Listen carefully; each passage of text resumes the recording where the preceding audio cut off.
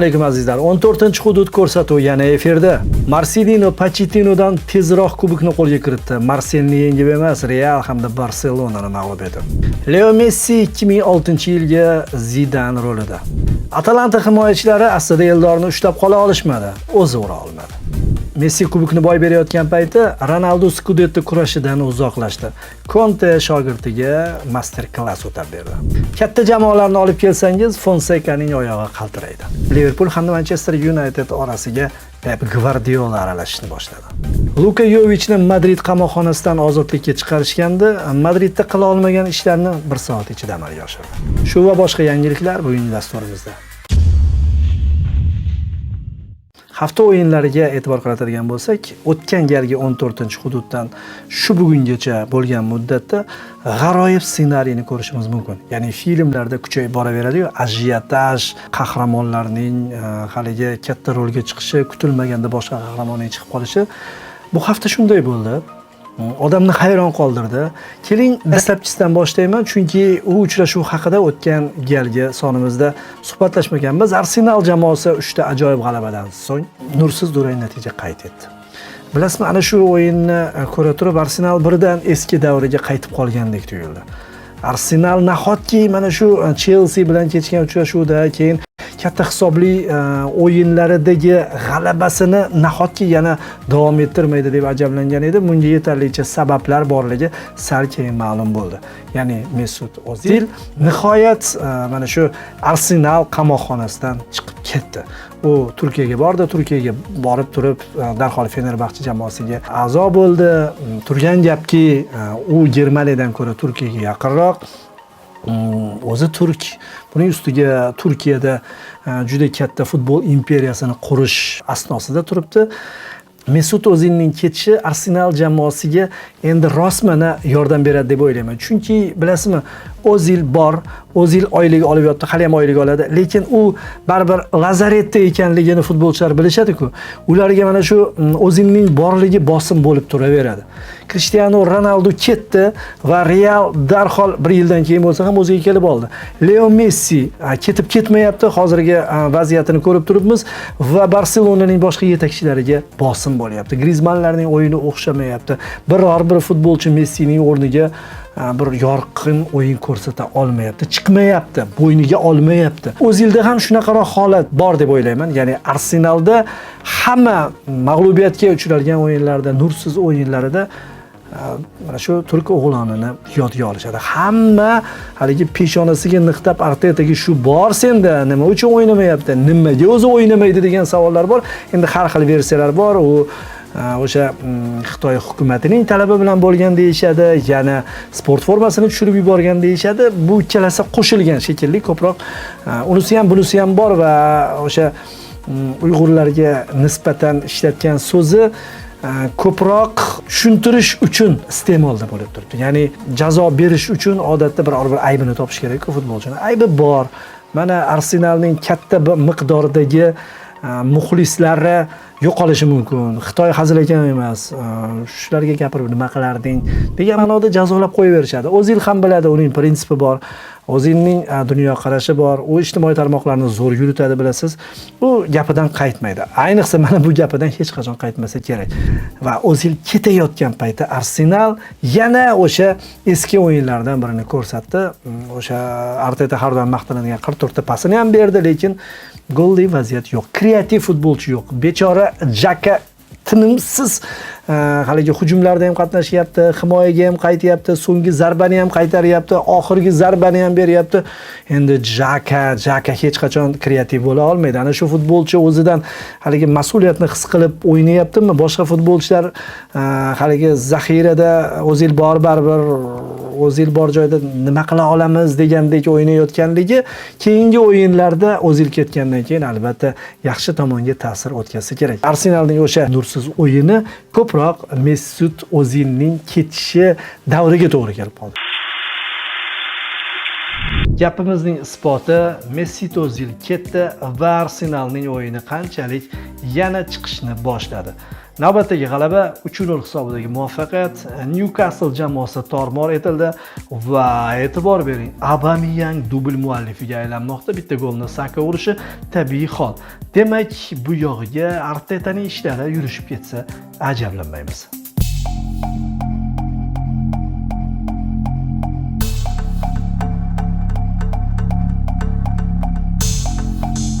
Oxiriga ham yetib keldik. Shanba oqshomida Leicester jamoasi oddiy bir g'alabasi bilan tur o'yinlarini boshlab berdi. Qoyil qolish kerak, turklar turnir jadvalining yuqorisida turishdi hali ham. Hamma erta-indin Vardy va uning jamoasi tushib ketadi deb turgan paytda Rodgers bandasi baribir natijani qayd etyapti. O'ziga kerakli natijani qayd etdi. Southamptonda to'g'ri muammolari ko'p, muammosi ko'p jamoani yutdi deyishimiz mumkin, lekin baribir g'alaba qozondi. Va o'zi men ana shu Leicester hamda Everton haqida iliq fikrlar bildirmoqchiman. Bu ikki jamoa xuddi Angliya Premier Ligasining chempionligini hal qiladigandek, bugungi Angliya futbolining o'lchovini belgilab beradigandek tuyuladi menga. Chunki ularga borgan sari ishonch susaysa, ajoyib o'yinlar ko'rsatishyapti, natijalar qayd etishyapti. Everton ham muvaffaqiyatga erishyapti, Leicester ham Southampton bilan va keyingi turlarda ham grand jamoalar bilan zo'r o'ynab berishadi. Misol uchun Leicester Manchester Cityni 5-2 hisobida mag'lub etgan bo'lsa, United bilan 2-2 o'ynadi. Manchester shahri jamoalari bilan ham hisob-kitobi yaxshi. Tabiiyki, mana shunday boshlangan weekend qanaqa ruhda davom etish kerak? Boyagi filmimizga qaytadigan bo'lsak, action boshlanish kerak, to'g'rimi? Actionni kim boshlab berish kerak? Chelsea ishtirokidagi o'yinni ko'rishimiz kerak. Chelsea Fulham bilan kechgan uchrashuvda juda qiynaldi birinchi bo'limda va ikkinchi bo'limda qiynalishga sabab qizil kartochka bo'lib qoldi. Qizil kartochkasi bor jamoa asosiy e'tiborni himoyaga qaratgandan oxir-oqibat Mount katta sahnaga chiqib gol urib ketyapti va bunaqa o'yinlarda o'zi individual mahorat egalari katta sahnaga chiqishlari lozim. Aks holda yutib bo'lmaydi. Liverpoolning ko'pgina duranglari, yutqaziqli o'yinlarida shu haligi shaxsiyati bor futbolchilarning individual mahorati ko'zga tashlanadi. Baribir hujum qilib, o'zlarining an'anaviy o'sha uslublarini amalga oshirib gol uramiz deb o'ylashadi va 90 daqiqa o'tib ketib qoladi. Lekin Mount unday qilmadi, kutilmagan zarbasi bilan ojiz qoldirdi darvozabonni. Va natijada Chelsea qiyinchilik bilan bo'lsa ham g'alaba qozondi va asta-sekin yuqoriga tirmashayotganligini ko'ryapmiz va bu yog'iga barchani e'tibori qaratilgan uchrashuv bo'lib o'tdi. U Anfielddagi Liverpool hamda Manchester United jamoalari o'rtasidagi bahs. Bu o'yin haqiqatan-da klassik o'yinga aylandi. Rost mana. Birinchi sababi turnir jadvali. Turnir jadvalida Manchester United ushbu uchrashuvga peshqadam sifatida keldi. Anchadan beri Manchesterlik futbolchilar peshqadam bo'lishmayotgan edi. Biz ko'pgina faktlarni aytdik. 1221 kun muqaddam oxirgi marta birinchi o'ringa chiqqan Jose Mourinho paytida dedik.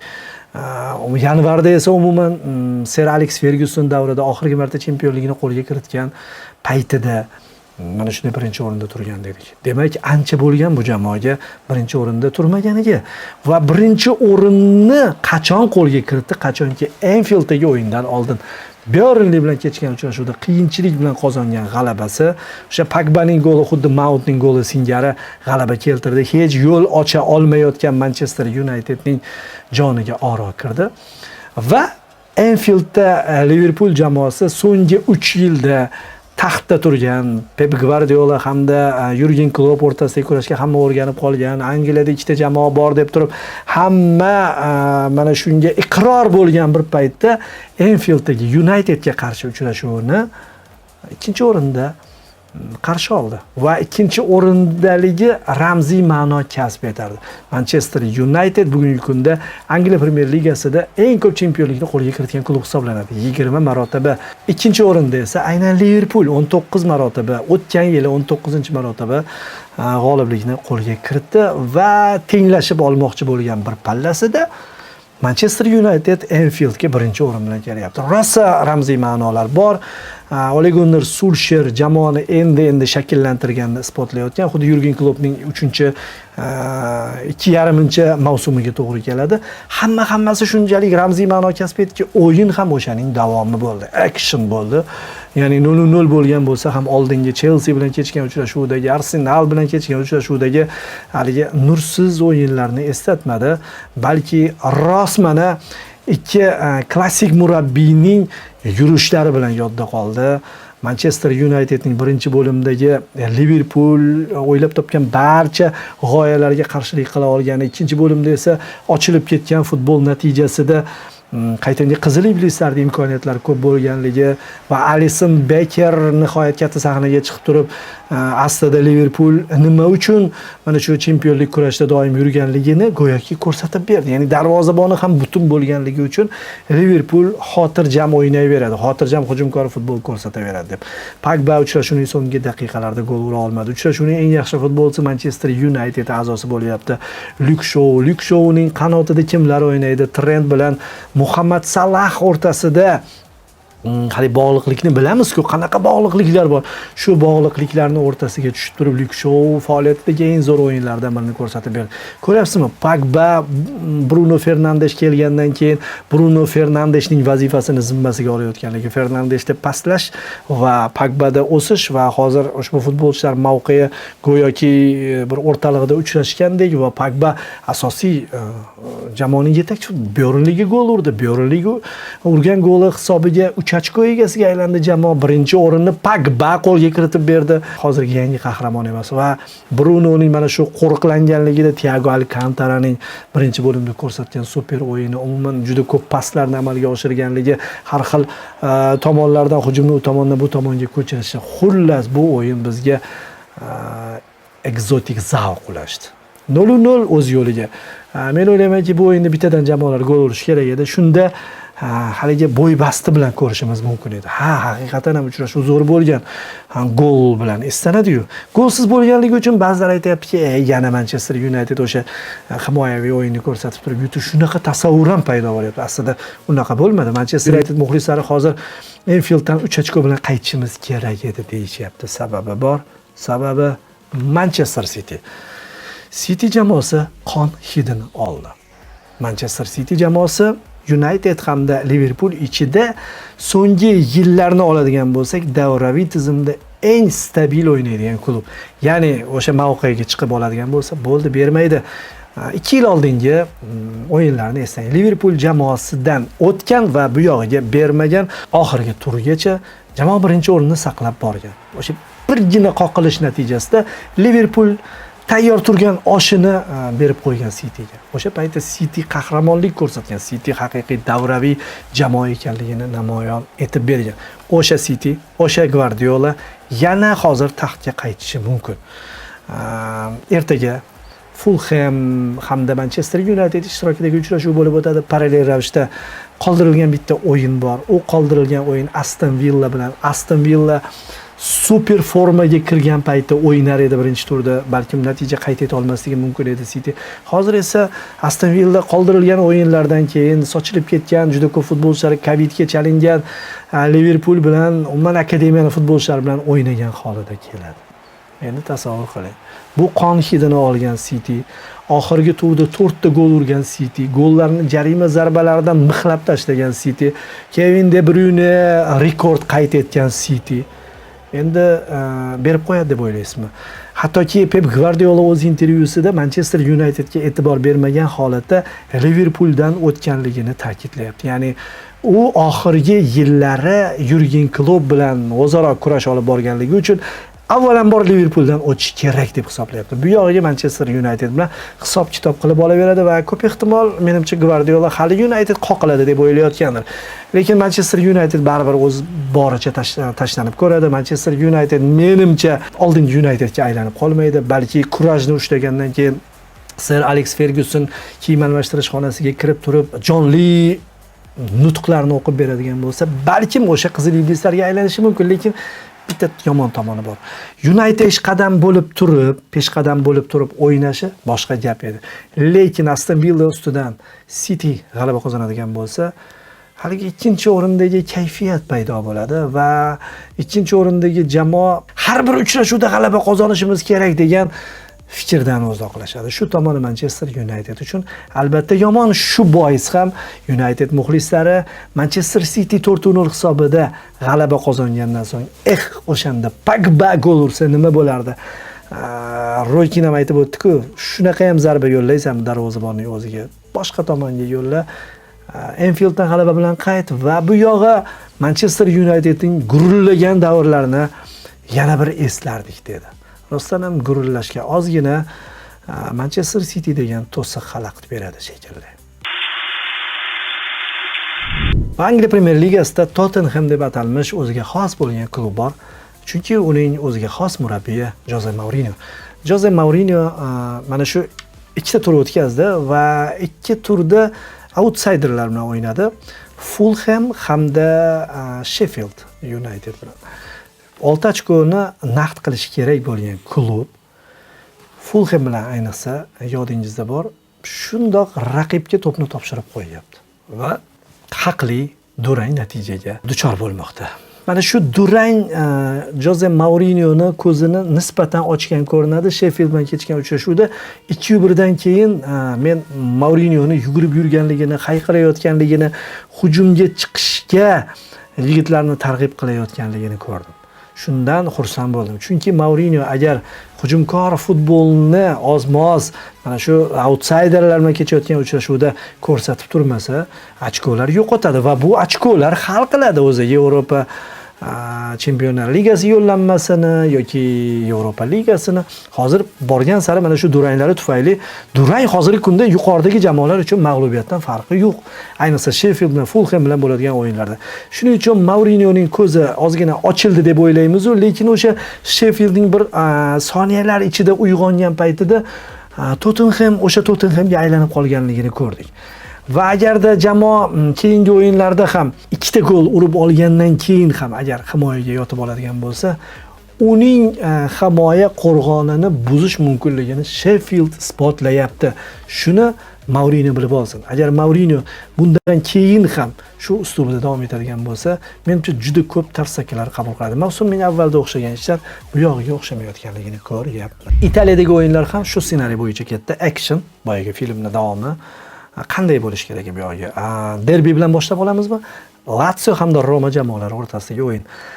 Ushbu uchrashuvda Lazio endi derbini his qilib o'ynaydi. Oxirgi yillar Inzaghi boshchiligida o'ynayotgan Lazio Romaga yetarlicha tashvish tug'dirayotgan edi, lekin umumiy so'nggi 15 yillikni oladigan bo'lsak, Roma stabilroq Lazioga qaraganda. Lazioda anchagina qulash davrlari bor. Shunday bo'lsa ham Fonseca baribir yaxshi mutaxassis bo'lsa ham katta o'yinlarda katta klublarga qarshi oyog'i qaltirashini yana ko'rsatib qo'ydi yoki oyog'i qaltirayotganligi futbolchilarga o'tadi shekilli.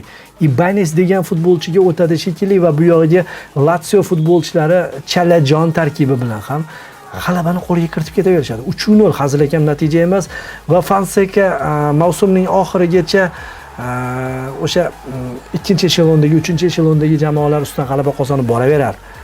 Hammani qaqshatib 6 ta gollar urib boraverar. Lekin katta o'yinlarda muvaffaqiyatga erishmaydigan bo'lsa, gap yo'q 4-o'rinni qo'lga kiritadi. Lekin bu 4-o'rin rahbariyatga yoqarmikin? Yaxshiyamki rahbariyat amerikalik insonlar, shuning uchun Fonsecani bu narsa uchun haydashmaydi. Agarda italiyalik biror bir, rimlik biror bir rahbar bo'lganda, Rim derbisida boy berilgan uchrashuv uchun Fonsecani yana Ukrainaga qarab jo'natib yuboradi. A seriyada o'zi ikkita katta o'yin bor edi.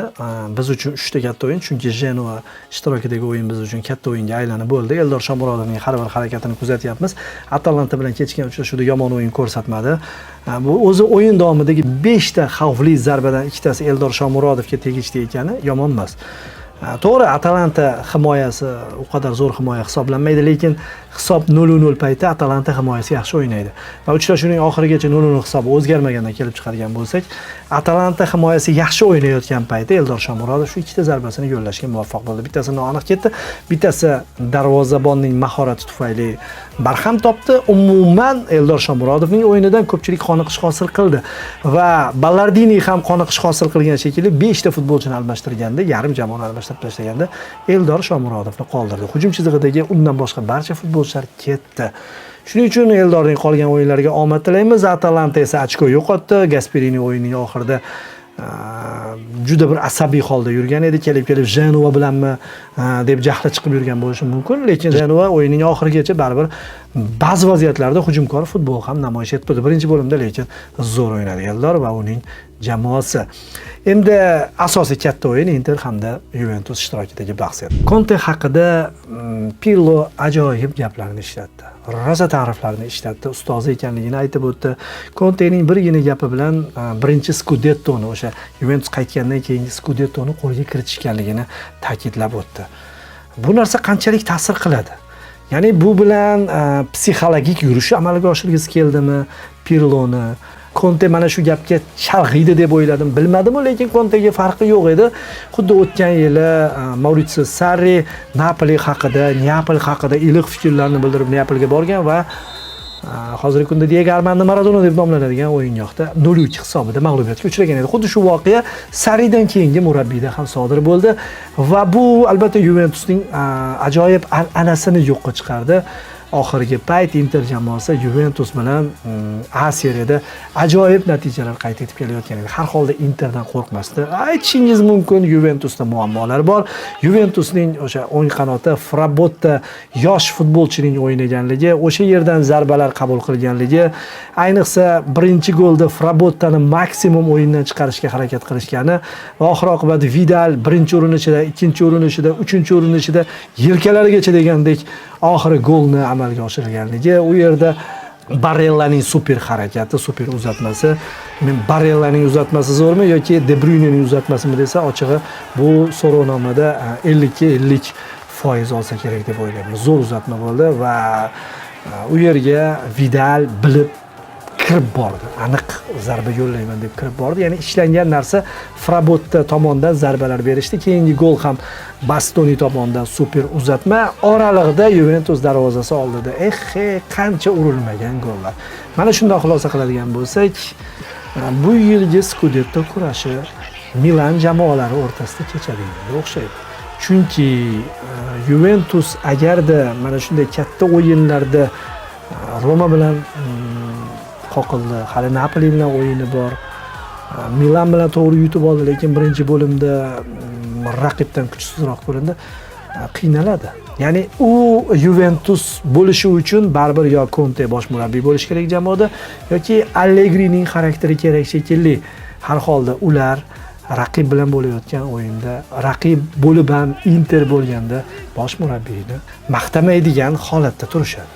Pirlo baribir yoshlik qildi. Pirlo baribir mana shu gaplarni ishlatmasligi kerak edi. Bu esa Juventus futbolchilariga ruhan zarba berdi.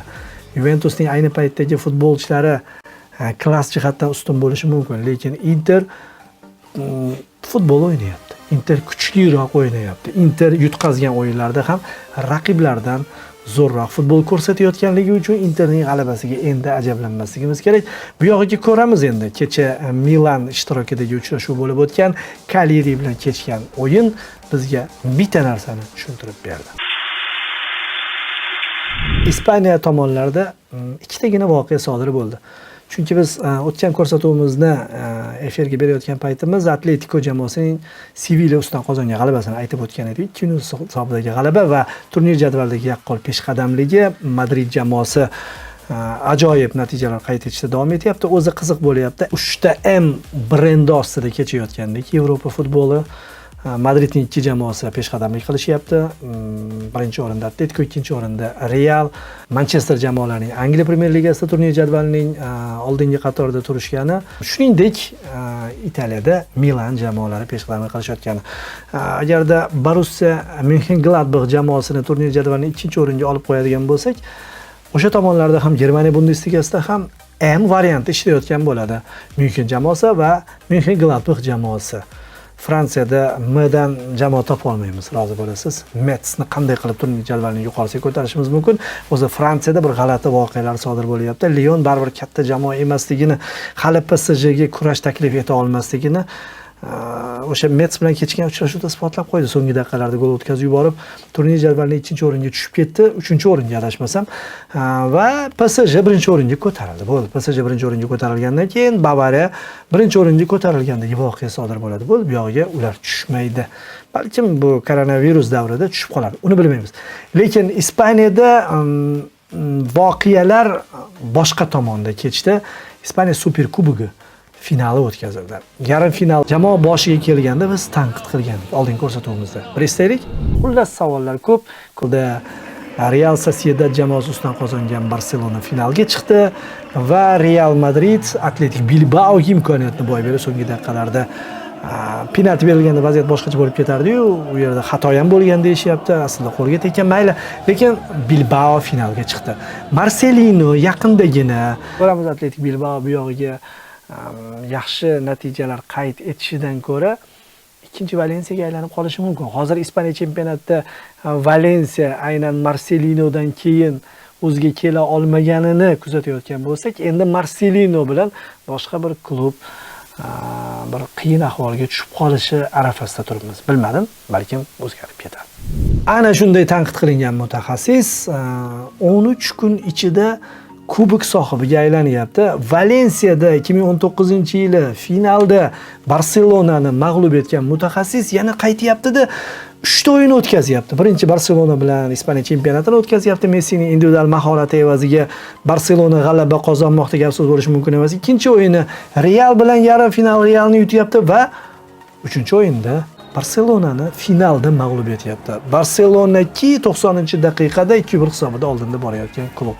Ko'zini ochib qarasa, hisobi chunki qanday qilib bunday o'yinlarni boy beradi, ochig'i tushuna olmayman. Barselonada xarakteri yo'qoldi. Barselonada xarakteri yo'qolganligi Leo Messining 120-daqiqada amalga oshirgan harakati bilan izohlanadi. Ya'ni Messi butun bir Barselonaning so'nggi erasini, epoxasini go'yoki mana shu birgina harakati bilan ko'rsatib bergandi. Ya'ni chidab bo'lmaydi bunga. Biz boya ko'rsatuvimizning boshida eslab o'tdik, Zidan xuddi shunday holatga tushib qolgan edi. U ham 34 yoshda edi. 2006-yilgi jahon chempionatida. Leo Messi ham 34 yoshda. Ronaldo 34 yoshda nima qilganligini eslay olmaymiz. Lekin bu 34 yosh ikki geniy futbolchiga asabiy tomondan qattiq ta'sir o'tkazyapti shekilli. Messi tushunsa bo'ladi o'sha vaziyatda unga xalaqit berishdi, lekin Messi hamda Zidan kabi futbolchilarga xalaqit berishadi-da. Unga qarshilik ko'rsatgan futbolchi o'zi musiqachi bo'lsa, o'sha Atletik Bilbaoning ansamblidagi yetakchi yigit bo'lsa, albatta shunday holat bo'lishi mumkin. Endi Messiga nisbatan shunday o'ynaladi. Asabini baribir jilovlay olishi kerak edi. Bu ko'proq Barselona bilan uning yo'llari ayro ekanligini ko'rsatib beradi. Ya'ni Barselonadagi mas'uliyat Messidan ketdi deb o'ylayman. Chunki 3-marotaba qizil kartochka olgan bo'lsa, oldingi ikkitasini Argentina terma jamoasi libosida olgan Leo va Barselonada 1-marotaba qizil kartochka olyapti. Bu nimadan dalolat? Bu endi Barselona a'zosi emasman degandek. Barselonaning mas'uliyati mening zimmamda emas degandek. Chunki Zidan ham o'shanda qizil kartochka olganda Fransiya terma jamoasining mas'uliyati unda emasdi. U chempionatdan oldin mana shu musobaqa oxirgi musobaqam bo'ladi va men futbolga qaytmayman deb va'da bergan. Zidan va'da beradimi, gapida turadi. Va u keyin ketdi, shunda ham ketadigan bo'lib ketdi. Shuning uchun haligi mas'uliyat yo'qligi uchun ham futbolchilar, katta daho futbolchilar ham, ular ham inson va shunday xatti-harakatlarni amalga oshirib yuborishadi. Bu esa shundoq ham qiynalib turgan, 2-3 hisobda yutqazib turgan jamoaga og'ir keldi va Atletik Bilbao mana shu so'nggi 10 yillikda Yevropa grandlari amalga oshira olmagan ishni qildi. Ya'ni bir turnirda ikki jamoani, Real hamda Barselonani musobaqadan chiqarib yubordi. Bunaqasini Juventus yoki Atletico, Bavariya, yana Manchester United klublari shu so'nggi 10 yillikda ko'rsatib bera olishmagandi. Undan o'tsa bunisiga qoqilishadi, bundan o'tsa bunisiga qoqilishadi. Chunki biz bilamizki, oxirgi 10 yillikda Real hamda Barselona necha marotaba Chempionlar Ligasi g'olibi bo'lishganini. Mana shu e'tibordan Atletik Bilbao yangi 10 yillikni boshqacha bir davr bilan boshlab beryapti. Ya'ni endi Real hamda Barselona o'rtasidagi El Clasico'laring tugadi. Chunki Atletik Bilbao ishtirokidagi uchrashuv ham asli El Clasico hisoblanadi. Real, Barselona, Atletik Bilbao ligadan tushib ketmagan jamoalar. Faqatgina shu 3 ta jamoa ligadan tushib ketishmagan. Shuning uchun ular o'rtasidagi o'yinlar El Clasico deb ataladi. Lekin bizning nazdimizda Clasico faqat Real hamda Barsa ishtirokidagi o'yinga aylanib qolgan edi. Bilbao yangi yilda 2021-yilda to'xtanglar. Endi davr boshqacharoq bo'ladi deb chiqqandek tasavvur uyg'otdi. O'zi bu mavsum shunday bo'lyapti-yu, haligi turnirlar bir-birining ustiga chiqib ketyapti. Ayniqsa terma jamoalar ishtirokidagi Millatlar Ligasida bu narsa namoyon bo'ladi. Hali bir epaqaga solishmadi. Oldingi musobaqaning play-off ishtirokchilari o'rtasidagi uchrashuvni ko'rdik. Shu bilan birgalikda hozirgi turnir o'tayotgan edi. Hozirgi turnir keyingi jahon chempionatiga bog'liq. Bir-birining ustiga chiqib turgan paytda Ispaniya La Ligasi rahbarlari ham bir antiqa ishga qo'l urmoqchi bo'lishdi. Ispaniya Super Kubogini Ispaniya Kubogidan oldin o'tkazib yuborishdi. Qarang, finalda hali Real Sociedad hamda Atletik Bilbao jamoalari o'rtasidagi uchrashuv 4-aprel kuni o'tkaziladi. Voy dura. Kubok sohibi yo'q. Bunda kubok sohibi kelish kerak edi. Kubok sohibini nima qilamiz? Ikkalasini chaqiramiz, Real Barsani qo'shamiz va mana shunday bir tijoriy turnir o'tkazib yuboramiz deyishdi. Shunday turnirni ham o'tkazishdi. Endi Atletik Bilbao 4-aprelda Real Sociedad ustidan g'alaba qozonadigan bo'lsa, antiqa bir natijani qayd etgan bo'ladi. Bunaqasi yo'q tarixda. Super kubokni qo'lga kiritib, keyin o'zi Super kubokka olib boradigan kubokni yutgan bo'ladi. Yoki o'sha o'yinni boy beradi. Bunaqasi yo'q. Marcelino Valensiyadan ketgan payti aynan o'sha kubokni qo'lga kiritgan edi, Barselona ustidan qozongan g'alabasi bilan va Marcelino qandaydir bir 3 oyning ichida 2 marotaba kubok hamda super kubok sohibiga aylangan bo'ladi, lekin teskari variantda. Birinchi super kubokni qo'lga kiritgan, keyin kubokni.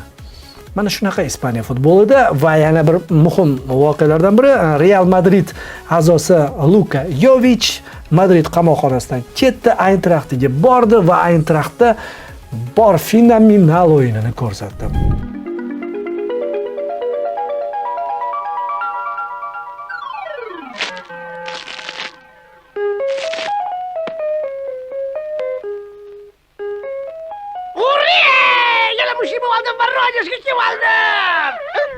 Shuncha yurdi Madridda, olib kelishdi.